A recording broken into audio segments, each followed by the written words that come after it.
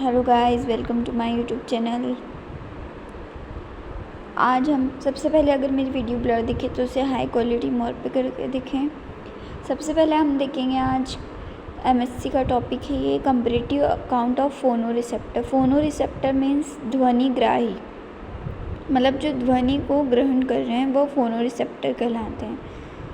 तो सबसे पहले हम देखते हैं इसकी सिनॉप्सिस। फर्स्ट इंट्रोडक्शन, सेकेंड है टाइप ऑफ रिसेप्टर, मतलब जो ग्राही होते हैं वो कितने टाइप के होते हैं। केमियो रिसेप्टर मतलब रसायन ग्राही, फोटो रिसेप्टर मतलब प्रकाश ग्राही, मैग्नो रिसेप्टर यानी यंत्र ग्राही और थर्मो रिसेप्टर यानी जो गर्मी को ग्रहण करते हैं या जो भी अपने टेम्परेचर को ग्रहण करते हैं, जो भी टेम्परेचर रहता है। फोनो रिसेप्टर क्या होते हैं? फोनो रिसेप्टर यानी ध्वनिग्राही। तो हम फोनो रिसेप्टर में कौन सा हमारा पार्ट्स आएगा? ईयर्स के parts, the cochlea, the organ of Corti. फिर जो मैकेनिज्म हियरिंग मतलब सुनने का जो मैकेनिज्म है वो। फिर डिफेक्ट्स इन हियरिंग मतलब कभी कभी हमें सुनने में नहीं आता है, वो डिफेक्ट्स किस कारण होता है। Conclusion then reference. तो सबसे पहले हम देखेंगे इंट्रोडक्शन में है, it is inevitable for the animals to know their surrounding, they respond to the environmental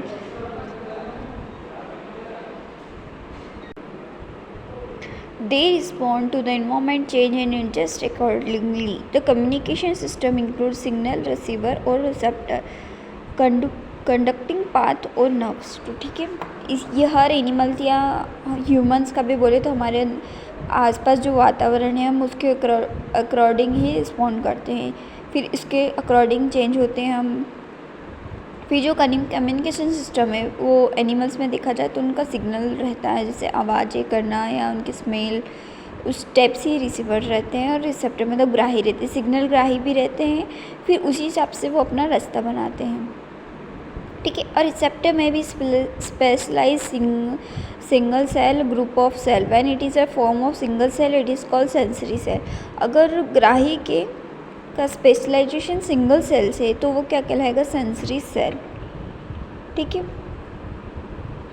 फिर when it is the form of a group of cell it is called sensory organ. अगर उसका form क्या group मतलब cell उसके group में है तो वो क्या कहलाएगा? Sensory organ. The important receptor include eyes, ear, nose, tongue, skin. मतलब हमारी स्किन में या एनिमल्स की स्किन में या एनिमल की बॉडी में जो भी रिसेप्टर है वो क्या है? Eyes, ears, nose, tongue, skin और एक्सेट्रा। ठीक है, फिर type of receptor, there are 4 types of receptor. First देखेंगे हम कीमो रिसेप्टर यानी रसायन ग्राही। When receptor is stimulated by chemical is called chemoreceptor. अगर कोई ग्राही किसके द्वारा स्टिमुलेट हो रहा है? रसायन द्वारा, तो उसे क्या कहेंगे? Chemoreceptor. तो sensory organ of smell and taste are chemoreceptor. ठीक है, सेंसरी ऑर्गन मीन्स जो हम सूंघते हैं और टेस्ट लेते हैं वो हमारे अंदर केमिकल रिएक्शन होती है जब भी होता है। ठीक है, फिर इसके लिए कौन रिस्पॉन्सिबल रहता है? टंग और नोज़, क्योंकि स्मेल हम नोज़ के द्वारा रहते हैं और टेस्ट हम टंग के द्वारा रहते हैं। ठीक है, सेकेंड है फोटो रिसेप्टर। फोटो रिसेप्टर यानी प्रकाशग्राही। When a receptor is stimulated by a light it is called a photo receptor.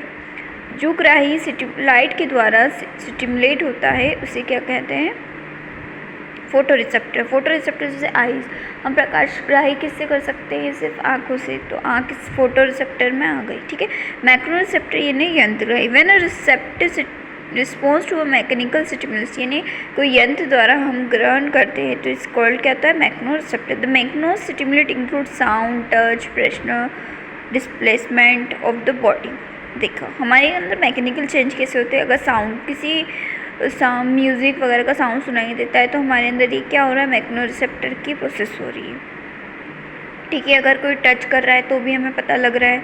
Pressure है हमारे सर में या प्रेशर लगता है तो भी हमें पता चलता है। डिस्प्लेसमेंट ऑफ बॉडी मतलब हम इधर से उधर जाते हैं तो ये भी क्या आएगा? मैग्नो रिसेप्टर।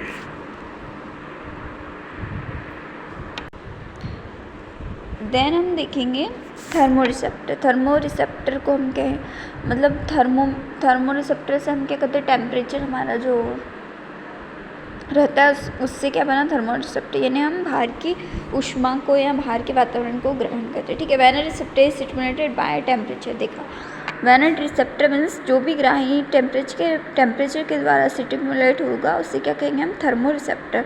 ठीक है, एग्जाम्पल स्किन, जैसे स्किन से हम फील करते हैं कि बाहर का वातावरण कैसा है, जैसे हम गर्मी है तो गर्मी महसूस करते हैं, ठंड है तो ठंड।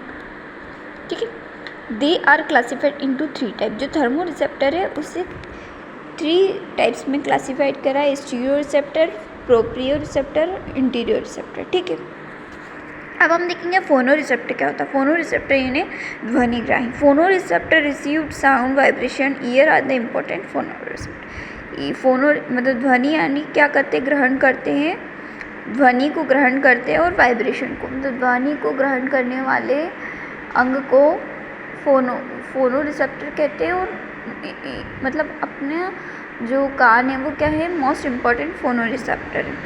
ठीक है, फिर हम ईयर के बारे में पढ़ेंगे। Ear is the seat of 2 sense namely hearing और इक्विलिब्रियम। तो कान का क्या काम रहता है, एक तो सुनना और इक्विलिब्रियम मतलब वाइब्रेशन जो भी हमारे उसमें हो रहा है हलचल वो उसको महसूस करना। Human ears are 3 division namely external ear, middle ear और इनर ईयर। मतलब ह्यूमन ईयर को हमने 3 टाइप में डिवीज़न करा है, एक्सटर्नल यानी बाहरी, मिडिल यानी अंदर, बीच में जो रहता है, और इनर यानी अंदर जो मिडिल के बाद रहता है वो external ear. Has a pinna and external auditory meatus. जो एक्सटर्नल ईयर है, जो बाहरी ईयर है, इसमें क्या रहता है, पिन्ना और auditory meatus. External ear is separate from the middle ear by the membrane called tympanic membrane. और ईयर ड्रम, जो एक्सटर्नल ईयर है वो कैसे सेपरेट रहता है, मिडिल ईयर से सेपरेट रहता है और एक मेम्ब्रेन के द्वारा सेपरेट रहता है, उसे क्या कहते हैं, टिम्पैनिक मेम्ब्रेन और ईयर ड्रम्स। ठीक है, the middle year communicate with inner ear through 2 opening. ठीक है, जो मिडिल ईयर रहता है वो किससे कम्युनिकेट करता है, अंदर वाले कान के पार्ट से क्या करता है, कम्युनिकेट करता है, जिसमें 2 ओपनिंग होती है। The inner layer ear called membranous labyrinth. जो इनर ईयर की लेयर रहेगी वो क्या कहलाती है, मेम्ब्रेनस लेब्रिथिन। फिर थर्ड पार्ट है उसका cochlea. The cochlea is a part of the inner ear. जो कोकला है उसका पार्ट किसका पार्ट है, वो इनर ईयर का पार्ट है। Its name cochlea because of it snail like. जो कोकला है वो कैसा स्नेल लाइक रहता है, इसलिए इसका नाम कोकला रखा है। ठीक है, the membranous cochlea is separated from the bony labyrinth by a fluid called perilymph. जो मेम्ब्रेनस कोकला है वो किससे सेपरेट रहता है, बोनी लिब्रेथिन से, जो एक फ्लूइड से सेपरेट रहता है उसको क्या कहते हैं, perilymph. Actually the cochlea is a 3 tubes. Its 3 tubes are upper scala, vestibuli और वेस्टिबुलर कैनाल। जो कोकला 3 ट्यूब्स में डिवाइड है, क्या है, अपर स्केला, टेस्टिब्यूला और वेस्टिबुलर कैनाल। ठीक है, the organ of Corti. The organ of Corti is actually hearing organ. मतलब जो ऑर्गन ऑफ कोर्टी है उसी से हम सुन पाते हैं, मतलब एक्चुअली में हमारा हियरिंग ऑर्गन वही है जो हमारे कान के अंदर रहता है।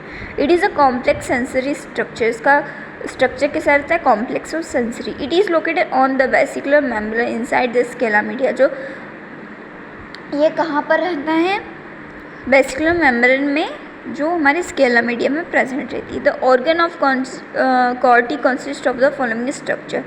मतलब उसमें क्या क्या रहता है ऑर्गन में, हेयर सेल रहती है, सपोर्टिंग सेल रहती है, टेक्टोरियल मेम्ब्रेन, वेसिकुलर मेम्ब्रेन और कॉकलर नर्व रहती है। ये 5 उसमें रहती है।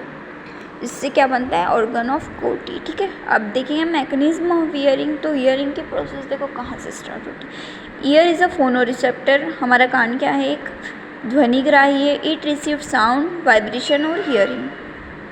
ये क्या ग्रहण करता है, साउंड, वाइब्रेशन और हियरिंग। फिर साउंड वेव्स, जब जैसे ही साउंड वेव आएगी तो हमारे वो एक्सटर्नल मीटर्स में जाएगी, फिर इम्पेटिक मेम्ब्रेन में जाएगी, ईयर ऑसिकल में जाएगी, ओवल में जाएगी, स्केला ट्यूबिया में जाएगी।